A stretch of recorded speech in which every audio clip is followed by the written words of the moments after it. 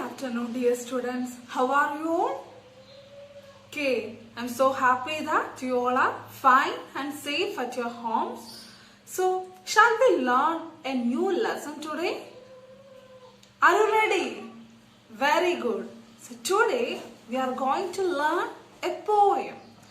Before moving on to the poem, I'll show you a video and you will understand whom we are about to study. Okay, are you ready to see the video?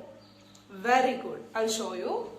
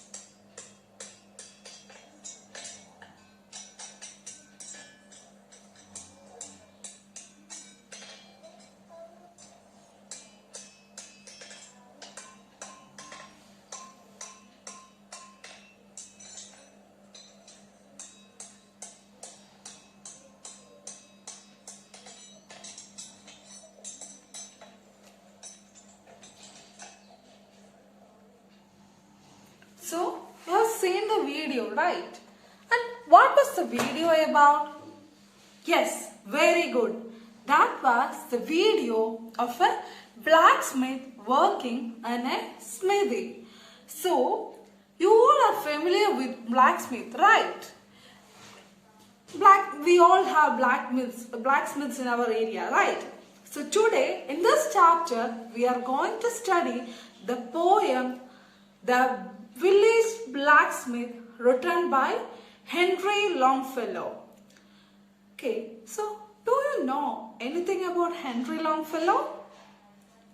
Okay, no problem. We will learn about Henry Longfellow in today's chapter. Okay, and The Village Blacksmith is a poem written by the famous writer Henry Longfellow, and this is a poem written about a village blacksmith, and there are some specialities for this blacksmith. Okay, as the poem suggests, this blacksmith is a hard-working personality who works throughout the day, and he finds happiness in the happiness and joy of his family members.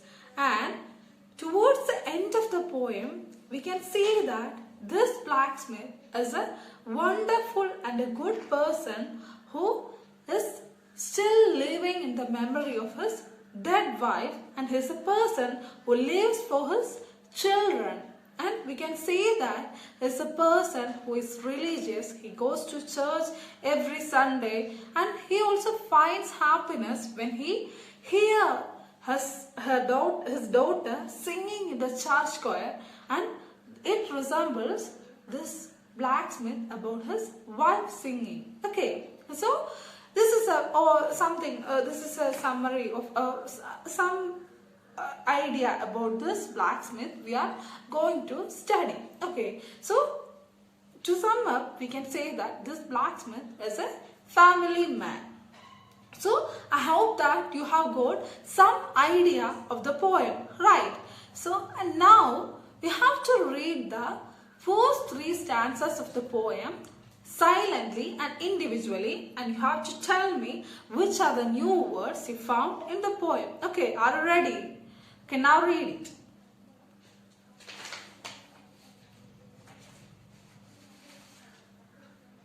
Have you finished reading? Very good. Now tell me which are the new words you found in the poem. Okay.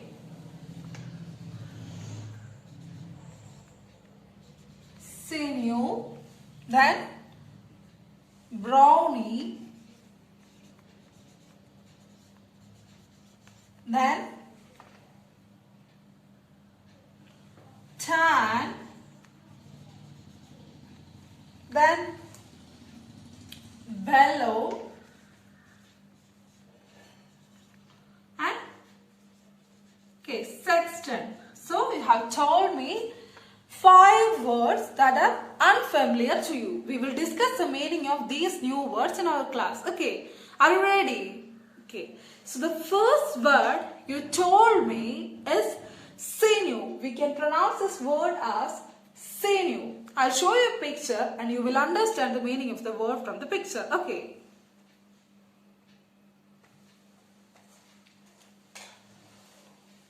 You see the picture, right? So, this is the picture of a woman, and you can see that the woman is lean but muscular. Okay, so the meaning of the word sinew is lean and muscular. The meaning of the word sinew is lean and muscular. So, the meaning of the word is clear for you. And the next word is brownie. The next word is brownie. You see the picture, right? And what is the picture about? Yes, it is a picture of a muscular man. So the meaning of the word brownie is muscular. So the meaning of the word brownie is muscular. So the meaning of that word is also clear for you. And the next word is tan. That is, the meaning of the word tan is an yellowish brown color. An yellowish brown color. So that is also clear for you. These are simple words, right? You can study the meaning of these words very easily. And the next word is bellow. The next word is bellow. And the meaning of the word bellow is a deep roaring shout or sound. So the meaning of the word bellow is a deep roaring sound. Next word you told me is sexton.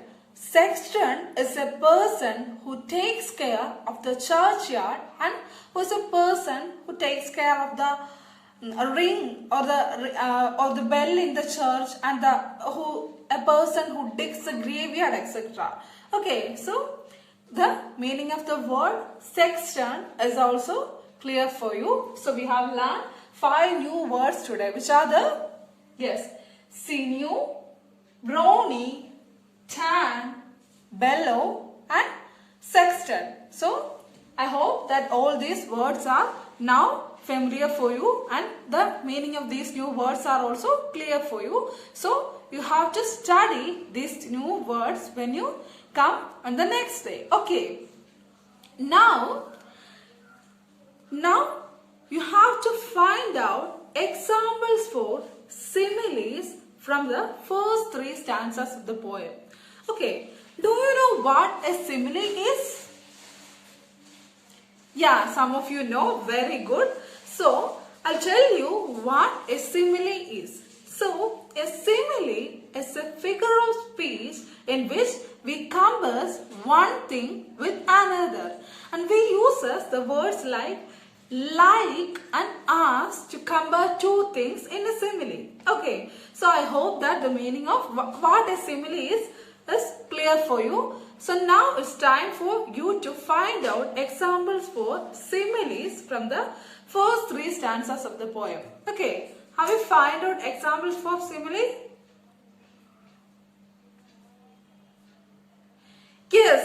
Very good, you are right. His face is like a tan. So here we can see that the poet Longfellow compares, his means the blacksmith. The poet compares blacksmith's face to a tan. We know that these are extremely different things, right? And he uses the word like in this comparison. So we can say that his face is like a tan is an example for simile in this poem. So you all know what simile is. Very good. Now I'll read the poem loudly for you. You have to listen to me carefully and I'll ask you some questions after this and you have to answer me. Okay.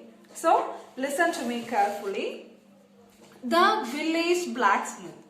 Henry Wadsworth Longfellow was an American poet and educator whose works include Paul Revere's Ride, The Song of Agatha and Evangeline. He was also the first American to translate Dante's The Divine Comedy. His first major poetry collections were Voices of the Night and Ballads of Other Poems. He died in the year 1882. Longfellow wrote predominantly lyric poems known for their musical quality and often presenting stories of mythology and legend. And now the poem, The Village Blacksmith. Under a spreading chestnut tree, the village smithy stands. The smith, a mighty man, is he, with large and sinew hands, and the muscles of his brawny arms are strong as iron bands. His hair is crisp and black and long. His face is like the tan, his brow is wet with honest sweat. He earns whatever he can and looks the whole world in the face, for he owes not any man. Week in, week out, from morn till night, you can hear his bellows blow. You can hear him swing his heavy sludge with measured beat and slow, like a sexton minding the village bell when the evening sun is low. So, have you listened to me carefully? Okay, very good. Now, I'll ask you some questions and you have to answer me. Are you ready? Okay, so my first question is, what is the title of the poem? Yes, very good. The Village Blacksmith. You are right, The Village Blacksmith. And who is the author of the poem? Yes, very good. Henry Longfellow is the author of the poem. So you have listened to me very carefully and I have two more questions for you. Okay, where does this smithy situated?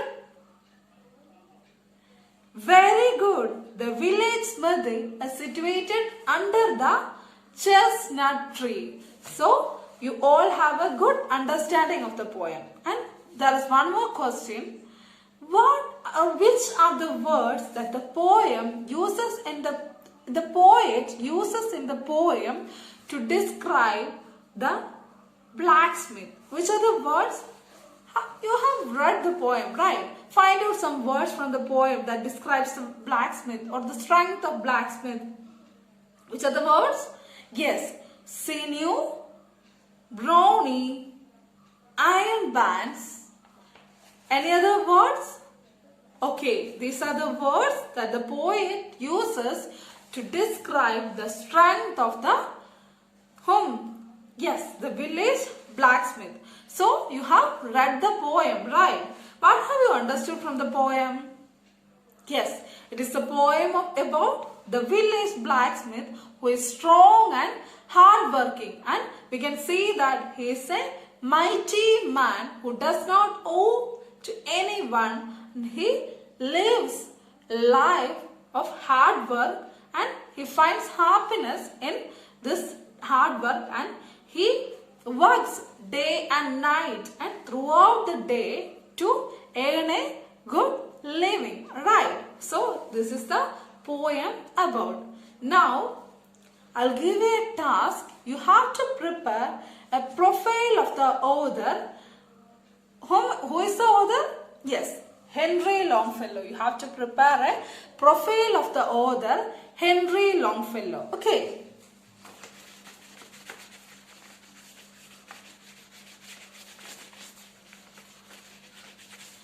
Before moving on to the task, I'll give you some of the poems you have to keep in mind while writing a profile. Okay, so while writing a profile, the first thing you have to keep in mind is that there should be a title of the profile, and this title is generally the name of the person whom we are writing about. Okay, so the title will be the name of the person about whom we are writing about. And the next thing is that we have to include the personal details about the person.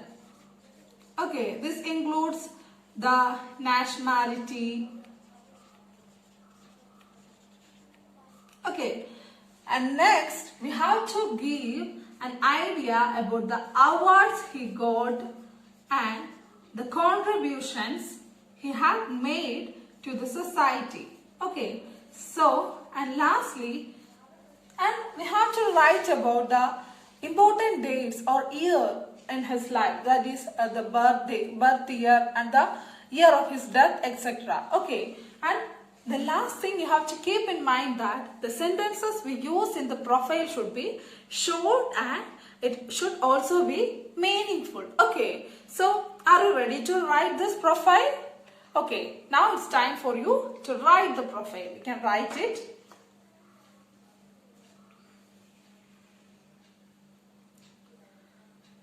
Okay, have you finished writing? Okay, very good. Now I'll give you my version of the profile and you can read it and understand how to write a profile. Okay, so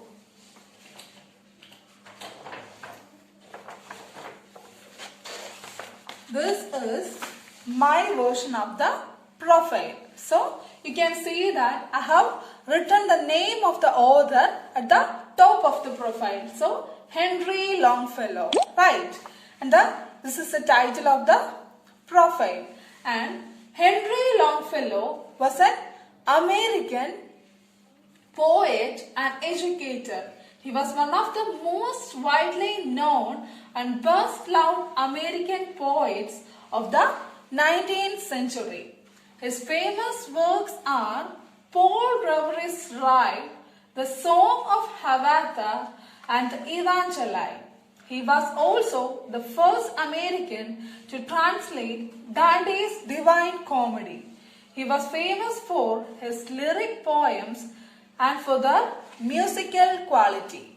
So this is my version of the profile and you can see that I have written the name of the person at the top and this is the title of the profile and I have included details like his nationality, that is he is an American poet, and I have included details about the famous works written by Longfellow and some of the other famous details about that is that he is the first American to translate Dante's Divine Comedy. It is an important detail about him, right?